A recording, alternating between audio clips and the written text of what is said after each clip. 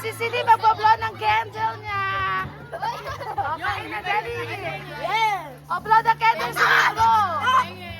O, dali, dali. Yes. O, kain. Ay, yung hotdog naman. Ah. Ayan, gutom. May second batch pa, nagluluto pa. Yes. Teka, hindi pa nagwi-wish si Ken. Ken, anong wish mo kay Celine? Happy life and good. Happy life daw, ha? Tanda mo yan, ha? Good life. Good life. Sino bang hindi nagwi-wish kay Celine? Ikaw! Oh, si Eunice. Ay, sigap pala. Sigap. Pakinggan natin. Ano wish mo kay Celine? So, good birthday.